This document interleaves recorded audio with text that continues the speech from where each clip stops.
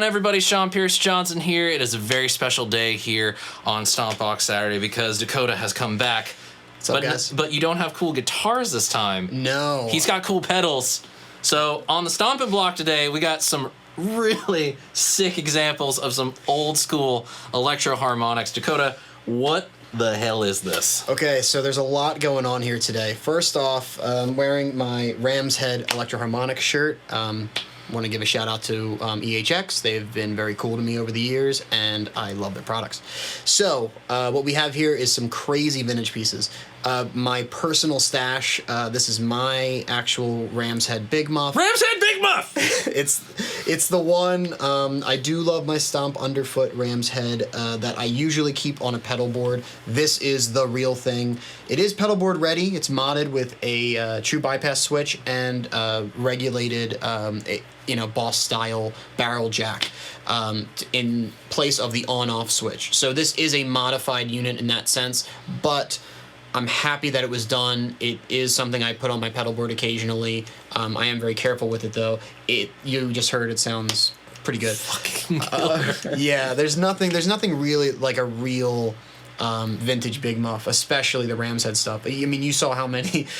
I've got a couple. Yeah, Dakota brought over maybe like 4 or 5 different Big Muffs today of different variations and clonages and. No, 4 or 5 real ones. The real ones, and then the clones. Yeah, it was, on top of that. I brought a lot of pedals over. We're gonna be doing some cool videos with some stuff. Now this here, that was just the Big Muff by itself. Next to it, this pedal has a really unique history. I've never seen another one of these ever. I don't know if I've ever even seen photos of this variant. This is a full red logo frequency analyzer with the red Ram's Head logo. The input and the amplifier are backwards. Yeah. And it takes a insane 2-prong cord on the side, which is what that thing is there. It's got the skidded rubber pad on the bottom, which is like the early units had that. Like I said, I've never seen another one of these ever. When I got it, I remember it was an EHX collector who had it, and he was mentioning to me that this was the John McLaughlin pedal. So from Mahavishnu Orchestra. Yeah. So that together with the Big Muff, we were messing around with it off camera before we started this video, and it sounds so cool, and it's ridiculous. Now this is not a pedal that I would use all the time. No. This is one of those where I found it and I'm just like, how the hell did I actually get my hands on this pedal? For real. And I love owning it, and eventually, it'll find the right guy. Like it's not in my personal stash of, like that Big Muff. Probably not going to sell that anytime soon. The frequency analyzer, there will be another guy who has to have that. His name is probably Josh.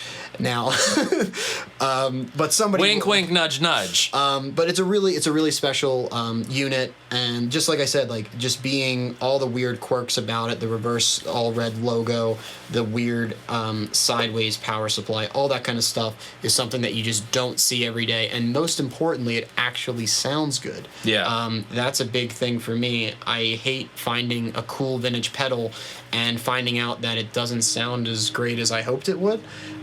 Which is probably like 70% of my experience with vintage pedals. You know what's funny is, off topic, but I really like Noble's ODR ones. Yeah. And now the secret's out. Thanks, Internet. Yeah. They used to be like $100, if that. Yeah. Like with the box and papers, and now they're $400 or $500 for like a super clean one. They're worth every penny. They really do sound great. They're very flimsy, like quality, and you have to be careful with them, but they do sound that good. Yeah. That with a Telecaster in the front of a black panel deluxe reverb is to me is like the perfect Nashville lead sound, and I absolutely love it. Regardless of that, I forget where I was going with that. I just went off on a tangent on ODR ones. It's okay. Tangents are, welcome. This is a special Stompbox Saturday. Yeah. I usually try to be concise, but this is a different kind of situation here. There's lots of things going on. But basically, what you have here, like I said, you have the most one of the most sought after classic pedals ever. The Big Muff, very Gilmore-esque, but it does a lot. You can dial it in very, very different ways than I would with, say, an NYC style Big Muff. Or I love personally they're really over the top those deluxe Big Muffs. Where it's in like the deluxe memory man housing. Box, because like it's hilarious. Like, why would you need a compressor with a big muff? It's so obnoxious. I never use the compressor side, but I love the look of it, and I like that it's the power cables attached to it. So that's enough. And those are actually very undervalued. I'll tell you that right now. If you're looking to get into the vintage Big Muff game, be on the lookout for those. They generally sell for less than they should. So, and I have one, and I really dig it. So awesome. Anyway, well, it's always interesting about the way that the vintage market works, and especially with like Electro Harmonix. To me, like this is the cool thing about vintage pedals and Electro Harmonix to me in particular is that this is definitely a picture of a place and time. It's a total time capsule thing because it's wildly inconsistent. Yeah. Because there are so many different variations on the Big Muff, and I'm a huge Big Muff fan, and that's kind of like the fuzz pedal that really got me first. Yeah. But then like the different variations in that, and then with the frequency analyzer that we have, there's wild inconsistencies with the artwork and the way that things were printed. One you mentioned earlier today, like one might have come with a manual printed on blue paper as opposed to yellow paper. Yeah, this is how in depth nerdy I get with this stuff. I have two, so I've got a lot of Big Muffs, but I do use them, which is a good thing. But I have two version 5s, which are what they call the NYC print, which is like after this version. You have the triangle muff, you have the ram's head, and then you have sort of the NYC ones that came along. That's the classic. That's the one they reissue now, the big box, red and black. Yeah. Okay, so those, I have two V5s, which is the style of circuit, but they all look exactly the same. I have them in the box and paperwork, and like we were saying, I have one with like blue and yellow paperwork and the one with like purple and yellow paperwork. It was basically whatever, I'm sure it was whatever paper they had that day. Yeah. They were just like, all right, we'll just print it on that and send it out. Like, who cares? Exactly. Nowadays, us collectors look at it. There's so many weird inconsistencies especially with EHX. There's one that someone showed me. It's an Electric Mistress where the eye doesn't have like the dot over it. Like goofy stuff like that where I'm like, I didn't even know about that one. Yeah. And that was on the classic, the black and green reverse logo. Okay. And I was like, so if it wasn't cool already that you have a weird color scheme, which is like, personally, that's my favorite black and green Electro Harmonix, Electric Mistresses. I have to say that 3 times fast. There's ones that have like a weird consistency issue like that. In particular, this one being the red ram's head logo is something I've only seen photos of online. And when I found this one, I was like over the moon. I was like, well, now I can say I've owned one of those. Yeah. Because that's the stuff that like I see in like, you know, like a Premier guitar or like Guitar World like pedal issue when they like show you the history of one and they go, and be on the lookout for weird ones like this. Like that's what this is. So like even owning it in my collection, I'm very lucky, and like I said, it sounds really cool. And we are lucky enough to be able to hear these things today, so we're gonna rifle through some sounds for you. Yeah. Basic setup for today is pretty much the trusty Les Paul Studio, which is going first into the Big Muff, which is on the left, and then we're going out of the Big Muff into the frequency analyzer, into the front end of the Rocker Verb 100, and that's basically what you're going to be hearing. Here's the clean tone, which isn't so clean anymore after a long day of shooting.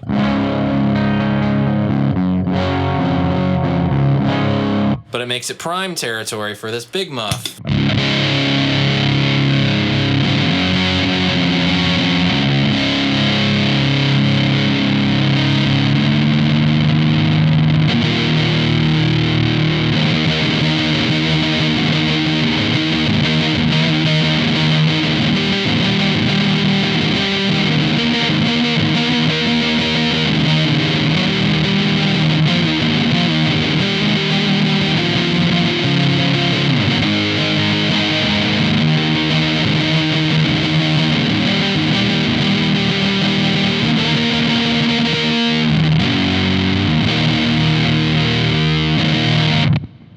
It's kind of like that, basically.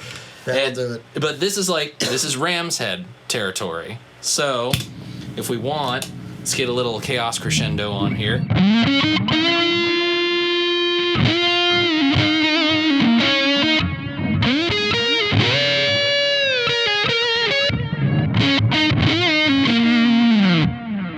And it does the Gilmore thing with humbucker.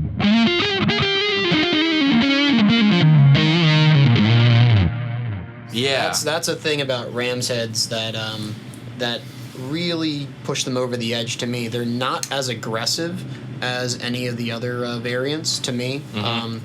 They're not as snarly, and not that that's a bad thing. It's just different textures. Yeah. There's a reason why there's. I mean, how many versions of Big Muffs are there? There's like too many. Yeah, there's a lot.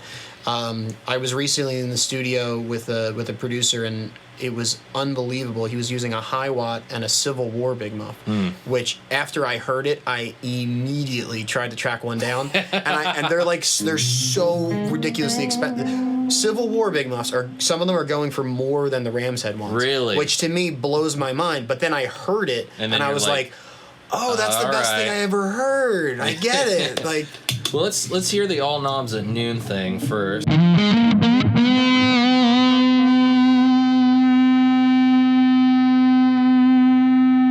And that's kind of like your feelsy thing.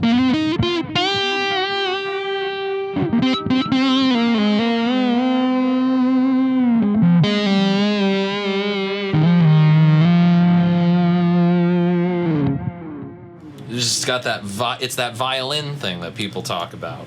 Yeah, what is it, like the 200-pound violin or whatever? I've heard that like terminology thrown around, and it's like, yeah, I guess so. And then you hear something like that, and you're like, oh, now you can feel it. Yeah. Well, let me do something kind of uncharacteristic of the way that I like Big Muffs. I'm going to turn the sustain down, turn the volume up. And actually, the way that the tone pot is wired, we figured this out as we were getting ready, is that by turning it clockwise, you actually get darker tones. Turning it counterclockwise, you get brighter. But what's really interesting is just listening, because we're monitoring just through the speakers here. When I listen real close, it's kind of quiet in the room. You might hear the fan that is blowing on us to keep us cool under these hot, bright lights. California's warm. Yes, California's warm. But when I turn it clockwise, you can sort of hear the white noise in the background, which I think is kind of an interesting little artifact, because I would normally associate that with happening with turning up the highs. Yeah, it is, and honestly, it could be as well running the frequency analyzer, even though it's off. True. It's still getting current, and it could be pushing a little bit of something that way. True. But let's hear this, because I'm interested. Still a very usable sound.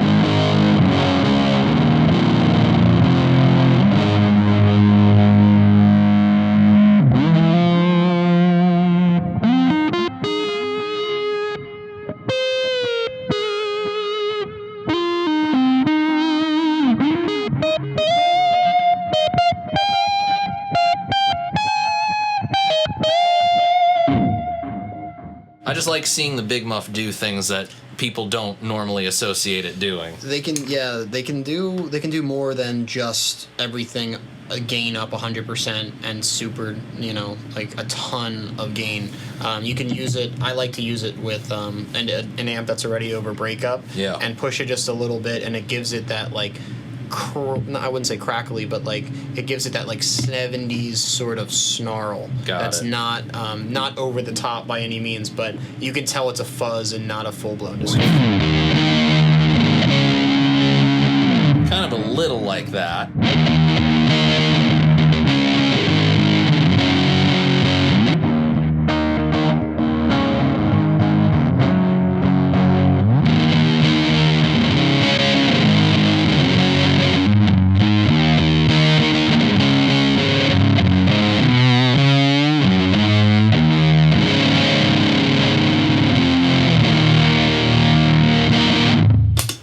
Awesome. So it does that thing. Let's move on to the freak of the pair, the frequency analyzer. Yeah, I mean, the first gen frequency analyzer is it's not as intense as the newer sort of ring modulator kind of stuff, but it does its own thing, and it's just a very cool pedal. And like we were talking about earlier, John McLaughlin, I believe, from Mahavishnu Orchestra, this was, I don't know if this was the exact version, but it might pretty close. If it's not, it's pretty close to that era. The collector I got it from, like I said, was like, that's the Mahavishnu pedal, and I was like, oh cool. I haven't looked it up exactly yet, and all right. John McLaughlin was awesome, so yeah, I appreciate it. So let's hear it up. Yeah. Ready? There it is.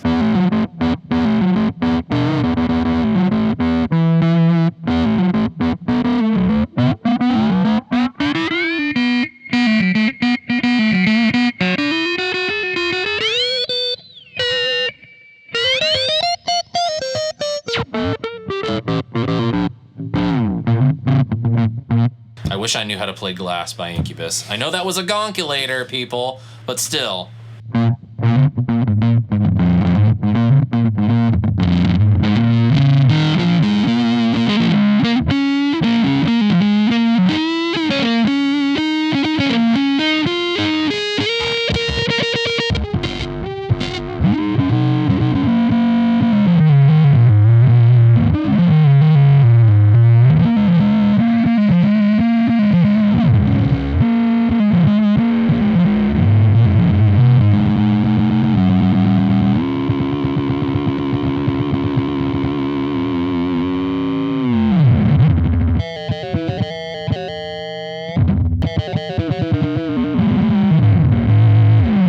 What's amazing, we were talking about the differences between reissue ones and vintage ones.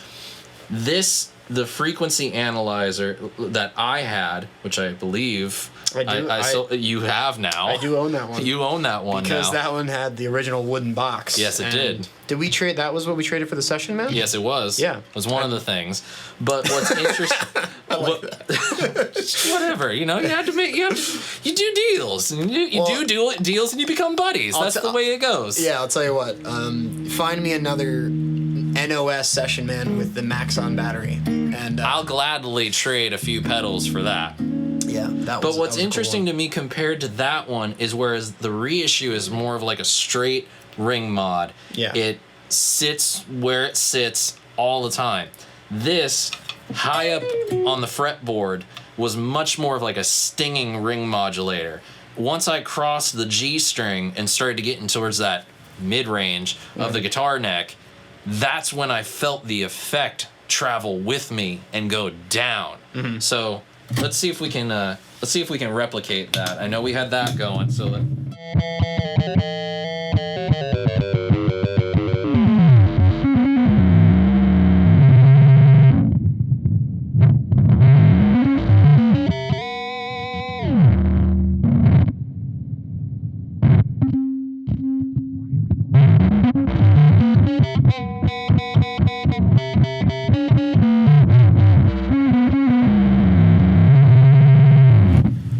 we are with the blend on full wet right now. Yeah, that is a big thing. Yeah, we are. Yeah, we can mess around with that, but when you're using an effect like this, you're using it for a reason. It's so ridiculous that there's not a lot of play for me personally that I would want to blend my original signal in. No. There's a really great pedal out there.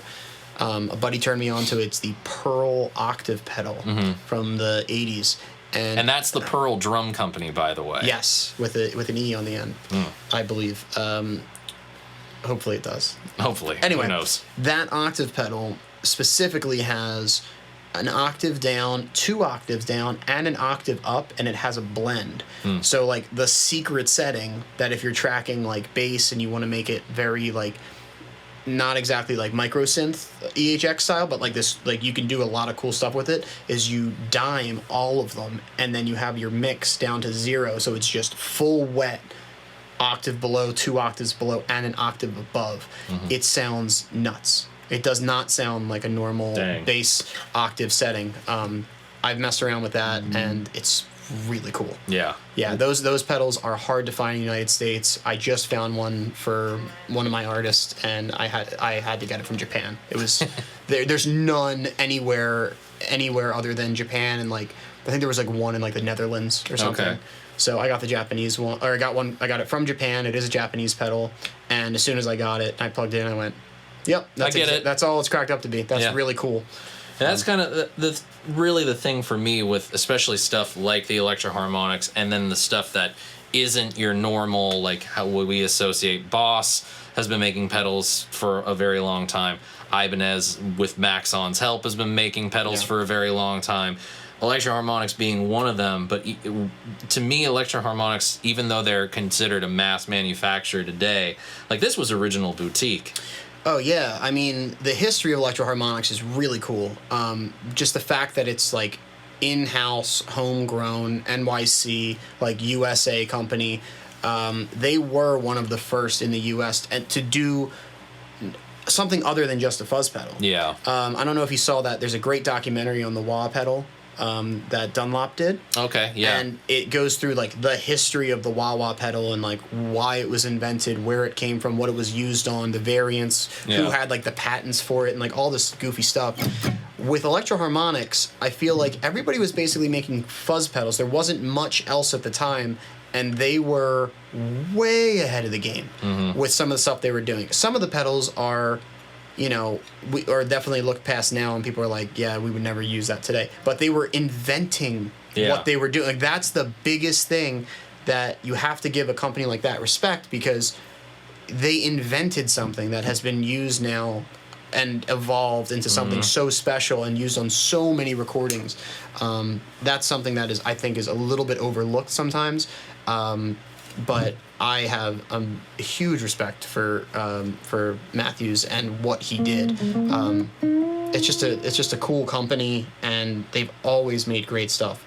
And even the Russia, the remake stuff that they did. Yeah. The red the Green Russian ones, and then they did the op amp Big Muff as well, and they just reissued the triangle knob last year. And I wouldn't be surprised if they reissued a Ram's head.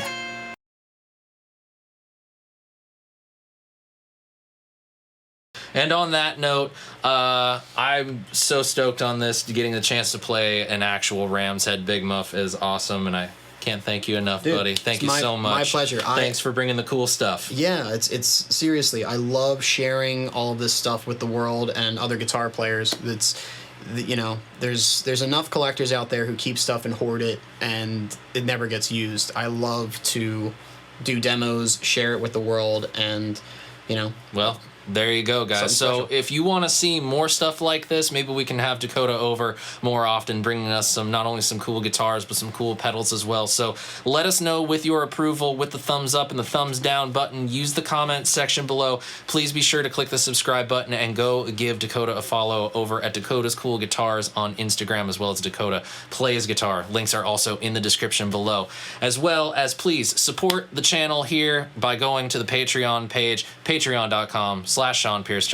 For Dakota and Dakota's Cool Guitars, I'm Sean Pierce Johnson, wishing you all out there great tone and happy stomping. Cheers, my friends.